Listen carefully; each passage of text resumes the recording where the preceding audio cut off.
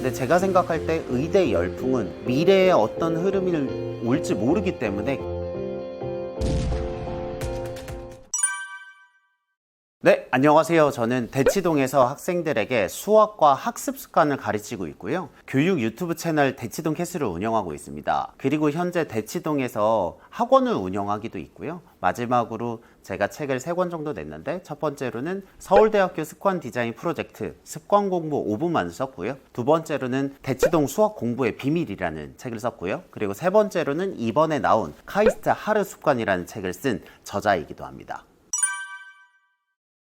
제가 느꼈던 건 2개인데요. 그들을 기준은 다르겠지만 저는 크게 2분류로 나누는 게요. 첫 번째로는 흔히 말하면 하드웨어가 좋다라는 말을 쓰거든요. 그냥 머리 자체가 뛰어나서 하나가 반짝반짝 빛나는 스타일이 있어요. 이런 친구들을 저는 에이스형이라고 합니다. 그래서 뛰어난 성과를 내는 친구들이 있고요. 다른 친구들은요, 하나하나의 능력이 아주 훌륭하지는 않아요. 하지만 이 친구들은 끈기가 있고 주변 사람들을 포용해서 무언가 큰 결과물을 만드는 데 좀 더 익숙한 친구들이 있거든요. 저는 이런 친구들을 주장형이라고 합니다. 그래서 에이스형과 주장형의 친구들이 있다 정도를 말씀드릴 수 있습니다. 저는 충분히 갈 수 있다고 생각을 하는 게, 왜냐하면 축구 선수 같은 경우에는 그 리그에 들어가는 학생들의 숫자가 굉장히 적어요. 그러니까 예를 들면 2대5는 1명이잖아요. 이런 것들은 굉장히 어렵지만 생각해보시면 서울대학교만 하더라도 1년에 한 5,000명 정도를 뽑고요. 연대도 있고 고대도 있고 카이스트도 있고 이게 있잖아요. 그럼 한 10,000명 정도가 우리가 생각하는 그 명문대 카테고리 안에 들거든요. 요즘은 의대도 있고 약대도 있으니까 더 많은데, 그렇게 생각하면 10,000명 정도라고 생각하면 이게 생각보다 그렇게 어렵지 않기 때문에 후천적인 노력으로 충분히 가능하다라고 말씀을 드릴 수 있습니다.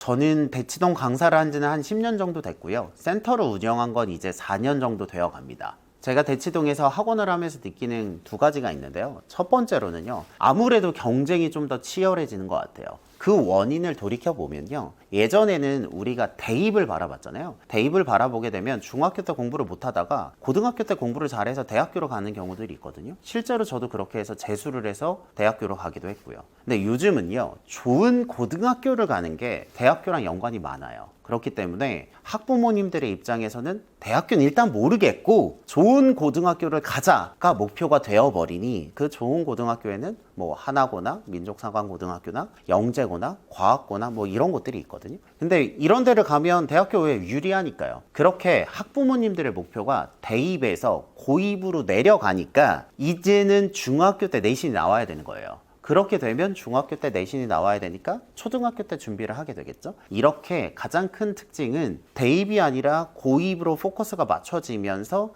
입시가 3년 빨라지면서 학생들의 경쟁이 심해졌다라는 게 첫 번째 변화고요. 두 번째 변화는 그러면서 생기는 문제인데요. 학생들과의 격차가 심해지고 다치는 친구들이 많아요. 이게 운동으로 생각해 보시면 편할 것 같은 게, 예전보다 강도가 세지면 그 강도를 따라가야 되잖아요. 그래서 그 강도 때문에 힘들어하는 친구들이 많은 것처럼, 이렇게 공부의 경쟁력이 심해지면서 그 코스를 잘 따라가는 친구와 그 코스를 잘 따라가지 못하는 친구들 사이에 격차가 벌어지면서 예전보다 공부에 좀 힘들어하는 친구들이 많아진 것 같다 라는 게 실제 제가 운영해 본 사람의 입장으로서의 느낌입니다.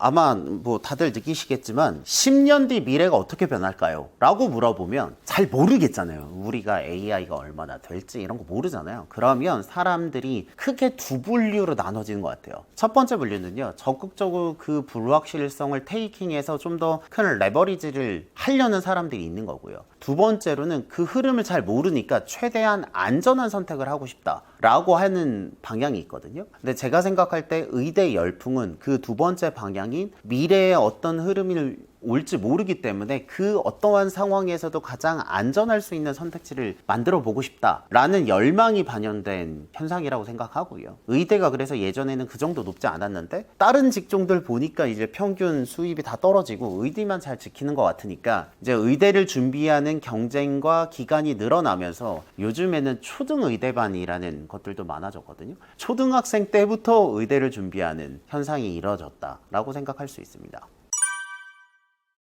그런데 실은 대치동 안에서는 크게 다른 게 아닌 게, 예전에는 그게 영재고고 그게 예전에는 뭐 공대였다가 그 대상이 그냥 의대로 바뀐 것일 뿐 가르치는 내용이 좀 더 달라지거나 이런 거는 별로 없거든요. 좀 더 빨라진 건 있으나 생각해보시면 교과 과정을 가르치는 거기 때문에 대치동 안에서는 실은 가르치는 모습이 크게 달라지지는 않았는데 마케팅이나 이런 홍보하는 그 커뮤니케이션의 언어가 의대 중심으로 바뀌었다 정도 이해해 주시면 좋을 것 같습니다.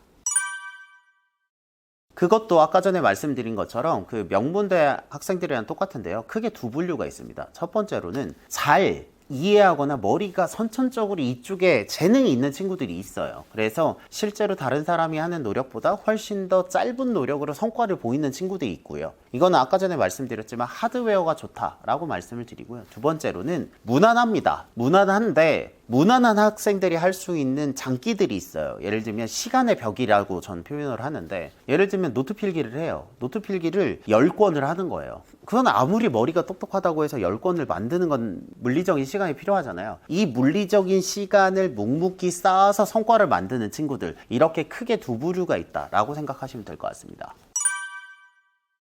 근데 이거는 어떻게 생각하시면 되냐면, 세상에 이런 일이 같은데도 뭐 어렸을 때 춤에 신동이거나 이런 게 있잖아요. 예를 들면 초등학생이 원래 고등학교 수학이 어려워야 되잖아요. 근데 고등학교 수학을 봤을 때 그 이해도가 편안한 거예요. 우리가 이렇게 생각하시면 돼요. 초등학교 4학년짜리 더하기 빼기 곱하기 나누기 혹은 분수가 어렵지 않잖아요. 그런 것처럼 그들에게는, 그 친구들에게는 중학교 수학이나 더 어려운 것들이 그냥 그 정도의 난이도인 거예요. 그러니까 그 수업을 듣고 다른 공부도 할 수 있고 캐파가 넓다라고 생각을 하시면 될 것 같고요. 두 번째로는 그런 게 재밌는 거예요. 그러니까 다른 친구들보다 그것에 리소스를 좀 더 할당할 의지와 여유가 있기 때문에 같은 시간이어도 성과가 더 많이 나게 되는 거죠.